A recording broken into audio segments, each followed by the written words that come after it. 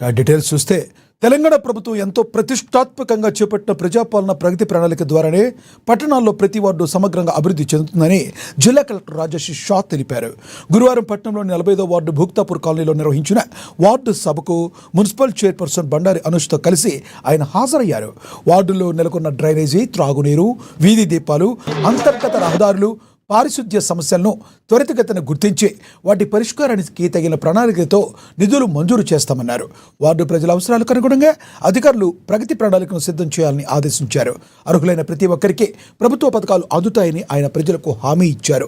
ప్రభుత్వ సంక్షేమ పథకాలు, అభివృద్ధి పనుల్లో స్థానిక ప్రజలు భాగస్వాములు కావాలని, అప్పుడే వార్డులను ఆదర్శవంతంగా తీర్చిదిద్దటం జరుగుతుందని మున్సిపల్ చైర్పర్సన్ తెలిపారు.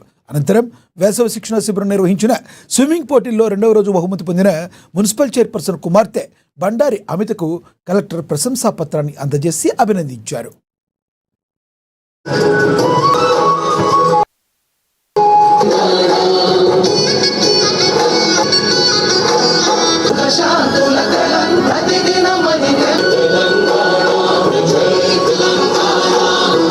మరియు గౌరవ హౌసింగ్ ఏఈ గారికి, వివిధ డిపార్ట్మెంట్ సిబ్బందికి మరియు ఈ ప్రోగ్రాంలో భాగంగా సమర్థంగా చేపట్టడం 6-10 రోజులలో అన్నతులు ముందుగా ఏవైతే అంశాలు ఉన్నాయో మన 4-5 అంశాల పైన ఈరోజు అవగాహన చేయడం జరుగుతుంది.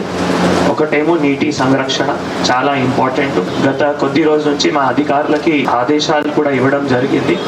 దట్ ఎక్కడైనా బోర్వెల్ డ్రిల్ అవుతున్నాయి, అది సాగునీటి కోసం కావచ్చు, రూరల్ ఏరియాస్ లో, లేదు మంచి నీటి కోసం కావచ్చు, ఆ బోర్ డ్రిల్ చేసేటప్పుడు ఒక బోర్వెల్ రీఛార్జ్ స్ట్రక్చర్ తప్పకుండా ఉండాలి. ఏమైతాయి అంటే మనం చాలా రోజుల నుంచి చూస్తున్నాము, ఈ ఎండాకాలంలో బోర్ డ్రై అవుతుంది. కారణం ఏమున్నాయంటే రీఛార్జ్ అవ్వడం లేదు. గ్రౌండ్ వాటర్ లెవెల్ ఏవైతే ఉన్నాయో పడిపోతున్నాయి. అదే మనం బోర్ తో పాటు ఒక బోర్వెల్ రీఛార్జ్ స్ట్రక్చర్ అంటే ఏం లేదు, ఇంకుడు గుంత లాగానే ఉంటాయి. సో ఒక బోర్వెల్ తో పాటు మనం బోర్వెల్ రీఛార్జ్ స్ట్రక్చర్ కట్టాము అనుకోండి, దీంతో పాటు ఒకవేళ పైన ఆర్సీసీ ఛత్ ఎక్కడైనా ఉన్నాయి, అదే ఆర్సీసీ ఛత్తులో ఉన్న నీళ్ళకి పైప్ ద్వారా ఆ బోర్వెల్ రీఛార్జ్ స్ట్రక్చర్ కూడా కనెక్ట్ చేసాం అనుకోండి, మీ బోర్ ఎప్పుడైనా డ్రై కాదు. దీంతో మీకు ఎప్పుడైనా మీ ఇంటిలో నీటి సమస్య ఒక 1 ఇయర్ లో మీకు రిజల్ట్ రాదు, తప్పకుండా ఒక 4-5 సంవత్సరం తర్వాత మీకు ఒక రిజల్ట్ కనపడతాయి. నేను ఇక్కడ ఉన్న అందరూ వార్డు ప్రజలకి కూడా కోరుతున్నాము, కొంత అయినా మనం ఖర్చు పెడితే ఒక 5 నెల 6 నెలల్లో కూడా అటువంటి బోర్వెల్ రీఛార్జ్ స్ట్రక్చర్ గానీ, roof top rain water harvesting structure గానీ కూడా మీ ఊర్లో, ఈ వార్డ్ లో నీటి సమస్య లేకుండా 4 సంవత్సరం 5 సంవత్సరం తర్వాత ఆ పరిష్కారం మీకు తప్పకుండా వస్తాయి. మీ అందరికి కూడా తెలియజేస్తున్నాము. ఈ వార్డ్ లో గానీ, అన్ని వార్డ్స్ లో గానీ ఎప్పుడైనా బోర్ డ్రిల్ జరుగుతా ఉంది అంటే తప్పకుండా అక్కడ బోర్వెల్ రీఛార్జ్ స్ట్రక్చర్ ఉండాలి. నేను నా వంతు మా గ్రౌండ్ వాటర్ డిపార్ట్మెంట్ గానీ, ఓనర్స్ ఎవరైతే ఉన్నారో, ఎవరైతే బోర్ డ్రిల్ చేస్తారో వాళ్ళకి కూడా రేపు పిలిపించి వారికి ఇన్స్ట్రక్షన్స్ ఇవ్వడం జరుగుతుంది. వారు పాటించకపోతే వాళ్ళ పైన కూడా చర్య తీసుకుంటాము. అని మనం సొంత బాధ్యత తప్పకుండా తీసుకోవాలి. నేను మీ అందరికి కూడా కోరుతున్నాను.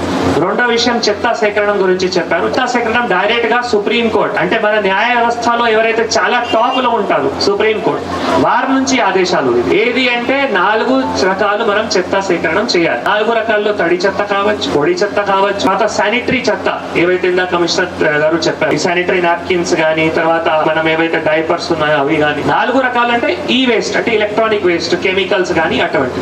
ఈ 4 రకాలు మనం సేకరించడానికి డైరెక్ట్ గా సుప్రీం కోర్టు నుంచి ఆదేశాలు ఉన్నాయి. దానికి కలెక్టర్స్ కి బాధ్యత ఇవ్వడం జరిగింది. కలెక్టర్స్ తర్వాత మళ్ళీ ఫీల్డ్ లెవెల్లో ఎవరికి అంటే వార్డ్ కౌన్సిలర్స్ కి గానీ, వార్డ్ చైర్పర్సన్ గానీ వారికి కూడా బాధ్యత ఇవ్వడం జరిగింది. సో మీ అందరికీ కూడా కోరుతున్నాము, మనం ఒకవేళ 4 రకాలకి అయినా 4 రకాల బుట్టలు చెప్పారు, అవి కొనుక్కుంటే చాలా మంచిది. కొనకపోతే మనం కొద్ది రోజు టైం పడతాయి మనం మీ అందరికి ఇవ్వడానికి. అప్పటి వరకు ఏమైనా సంచులలో సెపరేట్ చేసుకో, తడి చెత్తలకి ఒక సంచులు, పొడి చెత్తకి ఒక సంచులు, తర్వాత శానిటరీ వేస్ట్ కి ఒక సంచులు, ఈ వేస్ట్ కి ఒక సంచులు. కమిషనర్ గారు కూడా ప్రత్యేకంగా ఈ వార్డ్ ఒక మోడల్ వార్డ్ గా ఆల్రెడీ ఉంది. ఈ వార్డ్ ఇంకా మనం మోడల్ వార్డ్ గా తీసుకొని రావాలి అంటే ఫస్ట్ అంటే ఈ వార్డ్ లోనే మీరు నిన్న ACLB గారు ఏవైతే చెప్పారు, 3వ అంశం అంటే ఎలక్ట్రిసిటీ డిపార్ట్మెంట్ గురించి చెప్పిండ్రు. మరి మీరు పేరెంట్ ఏం పంపించకుండా అక్కడ అన్ని వసతులు ఉంటాయి. ట్రైబల్ స్కూల్స్ లో అట్లా ఉన్నాయి, మైనారిటీ రెసిడెన్షియల్ స్కూల్స్ లో అట్లా ఉన్నాయి, KGB. మనం 99 రోజుల ప్రజాపాలన ప్రగతి ప్రణాళిక భాగంలో మనం ప్రతి ఒక్క రోజు నిరంతరం ప్రతి ఒక్క భాగానికి వారం రోజులు కేటాయిస్తూ చేస్తున్న ఈ ప్రోగ్రామ్ ఇప్పటి వరకు చాలా సక్సెస్ఫుల్ గా ప్రతి ఒక్క ప్రోగ్రామ్ ఈ రంగం వరం అంటే 99 రోజుల్లోనే ప్రజలకు చాలా మందికి పాపం ఇంట్లో ఉన్న వాళ్ళకి, ఆడవాళ్ళకి కావచ్చు, అదే కొంచెం మైనారిటీ వాళ్ళకు కొందరికి అప్లికేషన్ కూడా ఎలా రాయాలి పెట్టాలి అన్న ఒక ఆలోచన ఉండదు. కాబట్టి అటువంటి వాళ్ళ కోసం ప్రతి వాడికి వార్డ్ ఆఫీసర్లు కావచ్చు, మున్సిపల్ సిబ్బంది కావచ్చు, మా వార్డులో పాపం చాలా మందికి సార్ ఇండ్లు లేవు. ఆ ప్రజలు ఏదైతే ఉన్నారో మా ఎస్సీ కాలనీకి సంబంధించి కానీ, కొందరు పాపం మేదర్ కాలనీకి సంబంధించి కానీ, మిగతా ఎవరికైతే ఇండ్లు లేవు సార్, దయచేసి మీరు ఒక దృష్టిలో పెట్టుకొని తప్పకుండా ఇండ్లు ఇవ్వాలని మనస్ఫూర్తిగా కోరుకుంటున్నాను సార్. మొన్న ఆల్రెడీ మనం పెన్షన్ గురించి చెప్పినాం. ఫోటో ఏదైతే క్యాప్చర్ చేయాలన్నారో దయచేసి మీరు ప్రతి ఒక్కరూ పాల్గొనండి. రేపటి నాడు అది ఎలా చేయాలో, ఎందుకంటే నీటి సమస్య చాలా ఉంది.